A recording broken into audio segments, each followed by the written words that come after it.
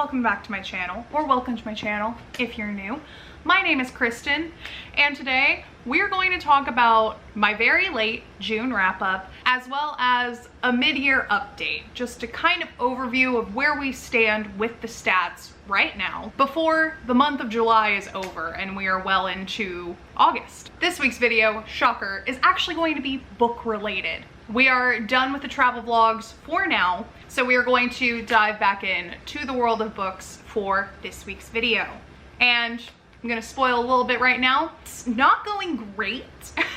It's not terrible, but I'm not on track as of right now. I'm actually pretty far behind as of right now, but there's still a couple months left in the year. I can probably make up some ground. Will I make it to 75 books by the end of the year? I honestly don't know right now. We'll have to wait and see. But instead of dwelling on what I haven't done so far this year, we're just going to talk about what I have done. So we'll start with the books that I read in June. The books that I read in June is not an exhaustive list by any stretch of the imagination or definition, and there are reasons for that. I'm not going to go into them right now. I may end up sharing some of it later depending on how the rest of this year goes for me, but as of right now, I'm not super comfortable sharing the reasons why I'm pretty far behind on my reading challenge for this year. But it may be something that I'm willing to share or that I feel is relevant to share later in the year. So for the purposes of today's video, we're just going to take the facts as they are and go through them. So I only finished 3 books in the month of June, and none of them got higher than a 3.5 rating. So not a super stellar month for me by any means, but we're still gonna go through them together. So the moods of the books that I read in the month of June were dark, tense, mysterious, and adventurous. I did read 86 pages of one physical book that I was reading, but all of the books that I finished this month were audiobooks.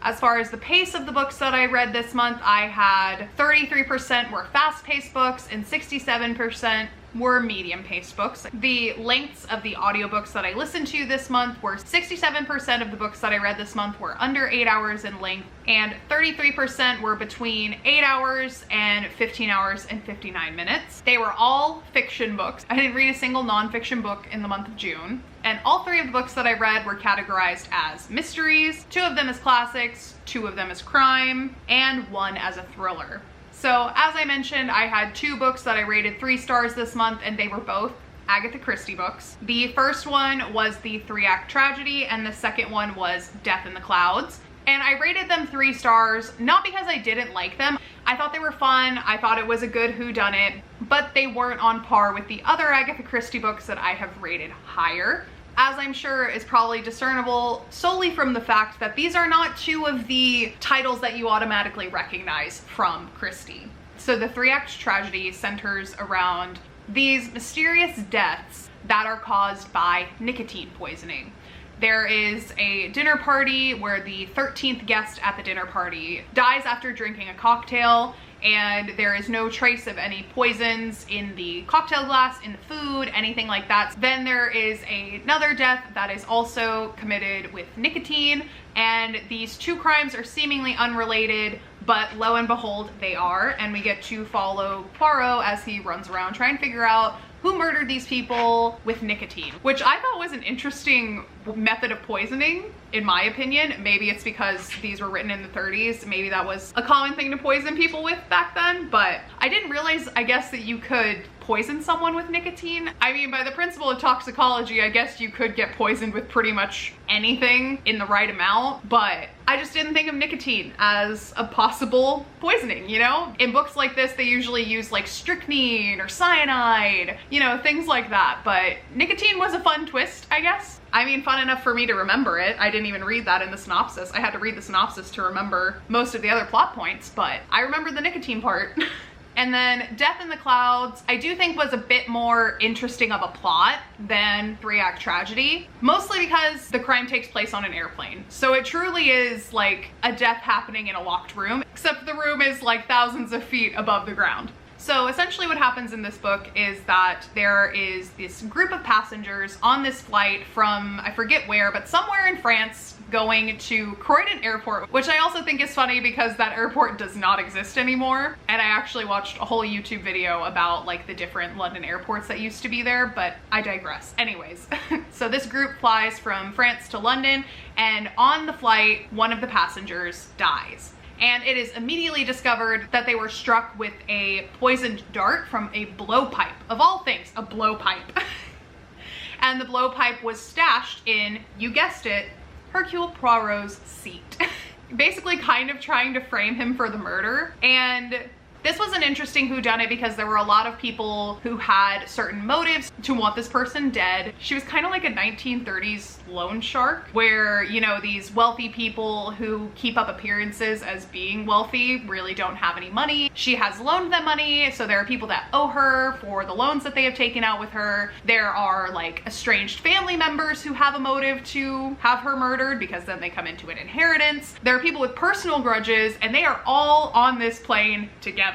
So there is a plethora of suspects in this book. And I think one of the reasons why I rated it 3 stars instead of higher was because the plot was interesting, it kept me engaged, but it got a little convoluted. Some of Christie's stories that have more characters that are heavily intertwined like this kind of get like that for me. And I didn't have my Wikipedia page up with the like list of characters and their relations to each other while I was listening to this to keep me on track. Mostly because I was cleaning and cooking for the most part while listening to this book. So maybe that's partly why I had a harder time keeping track of who was who. But in the end, I still enjoyed it. I still thought it was pretty fun. But like I said before, I kind of compared it to the other Christie books that I've read and rated these accordingly. I thought they felt like more of middle of the road, 3-star kind of detective novels compared to other ones that I've rated higher. And for anyone that's new here, my gold standard Agatha Christie book is And Then There Were None. That is by far my favorite one. Other ones like Murder on the Orient Express are good, but And Then There Were None really is the pinnacle of Agatha Christie's crime novel whodunit kind of writing. I think that that is the gold standard, and that is essentially what I compare all of her other books to. And in that comparison, these ones just didn't really hold up, but they're still fun to read. They're really short. I think they were both around or under 5 or 6 hours, so super easy to get through quite quickly. The only other book that I read in the month of June was The Perfect Marriage by Geneva Rose. So there are several issues that I had with this book. Overall, I thought the plot was quite interesting, quite compelling. The story centers around, what's her husband's name? Adam. I can't even remember the husband's name. And he's like the main character. Ooh, can you tell that I didn't like the husband in this story? I can't even remember his name. So this book centers around Adam Morgan and his wife Sarah. They are a well-off couple living in DC. Sarah is a high-powered defense attorney, and Adam is a struggling writer, I guess you could say, even though he mostly drinks all the time, and just goes to his lake house to have his affair with his mistress. Adam, one night when he is out on their lake house, supposedly writing, as he told Sarah, he was really having date night with his mistress, and she stayed over at their lake house. He gets up to leave to go home, kisses her goodbye, finds out the next day that she was murdered at their lake house, and he is the prime suspect. You know, because he was the last one to see her alive. She was found stabbed to death in his bed. He didn't have an alibi during the time, and he had motive to murder her because, shocker, she was pregnant with his child. So, once all of this happens and it comes to light that Adam's been cheating on Sarah for over a year, he is arrested and put on trial, and Sarah comes to his rescue to defend him. The issues surrounding that dynamic alone really just took me out of the story completely. And it's for several reasons. Firstly, that would never be me. You know, if my husband cheated on me and I was a high-powered attorney, I would not represent him in court. And no good lawyer in that situation would represent him in court. If you are that close to the person that you're defending, it just doesn't look right. I don't think that there is any attorney that thinks that that's a good idea. If anything, the more plausible thing to happen would be for Sarah to hire a partner at the firm that she works at, who she knows will take care of him. Like, if she's really that concerned, she would get someone else in on the case. From the limited knowledge that I have of the legal field, no good lawyer in this situation would defend their own husband for murdering their mistress. That's just not something that would happen as far as I know. I could be wrong, but my common sense says that that's not something that would happen. So that kind of took me out of it. And the other thing that took me out of it was we have this dual perspective of Adam and Sarah. So it pops back and forth between the two. And I just hated Adam. I did not like him at all. Sarah was her own kind of messed up, but Adam, every time he spoke, it just sounded like nails on the chalkboard to me, and I just did not like him. So I did not feel bad for him. Even though, like, it's obvious that he did not commit the murder, I couldn't care less while I was reading what happened to him. And that's kind of what made this book drag a bit for me, is the fact that I just did not care about what Adam had to say. Maybe it's just, you know, my own hangups about people that cheat. I don't know, but there was nothing that that man could say to get me on his side, honestly. I just did not like him. I did not want to like him. And it didn't help that so many times throughout the book, he talked about how, you know, he loves his wife, but he also loves his mistress. You process this however you need to process it. If you want to keep talking it out. Which one are you dating? Both. Are you dating Cece? I'm dating Cece. Are you dating Elizabeth? Yes. How do you do that? They made me choose. You have to choose. You can't have both women. What was I supposed to do? What, you think you can have a bunch of wives? You got one wife! This is the way the world works! Why? I don't know. Meanwhile, the mistress was like arrested for killing her first husband, is going by an alias. He didn't even know her full name until more than a year into the relationship, and she just like seemed sketchy. So I did not like Adam particularly at all in this book.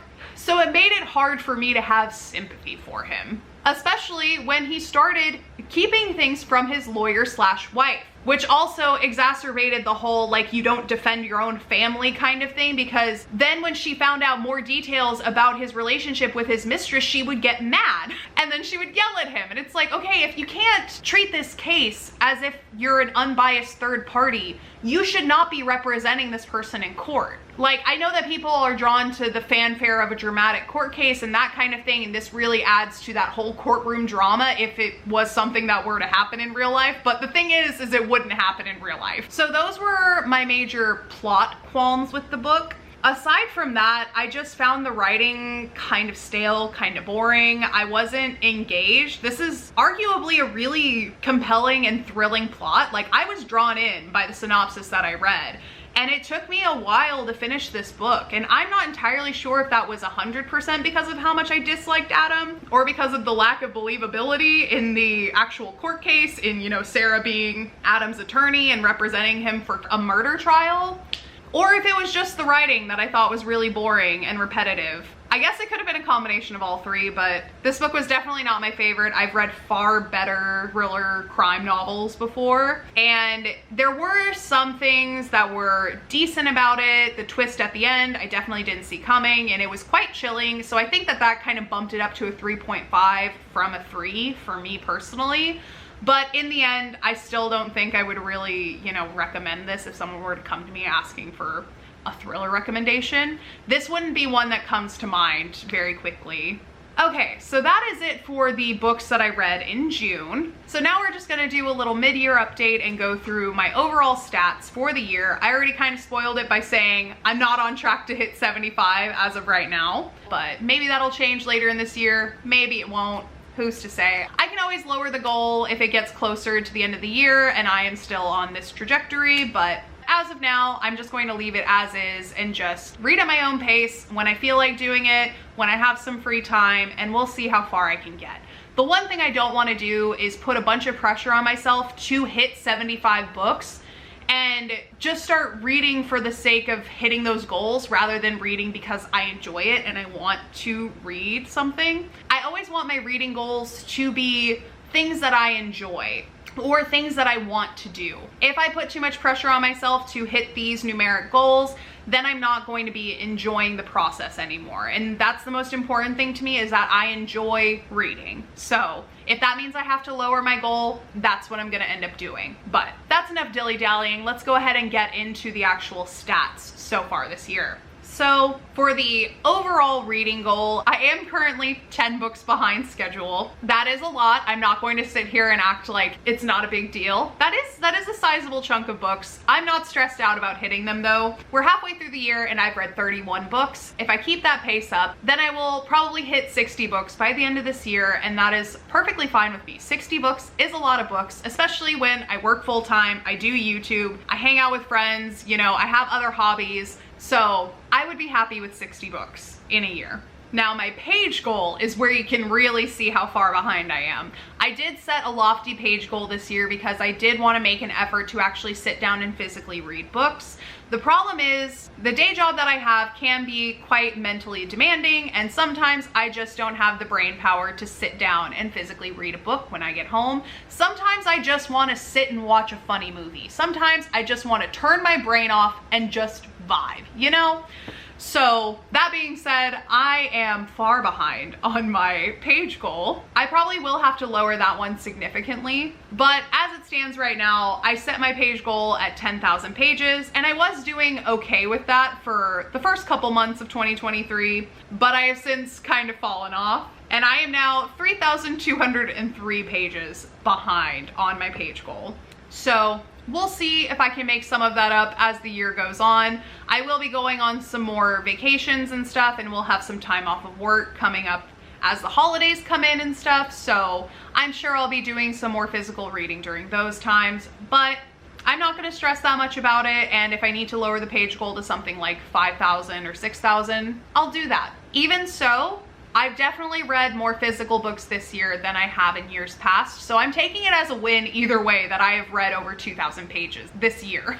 However, it is not all doom and gloom, because there is one category that I am ahead on, and that is my hours listened. I set an hour goal of 500 hours at the beginning of this year, and I am over halfway done with that. I am ahead by 2.87 hours, and I have listened to 276.83 hours so far in 2023 of audiobooks.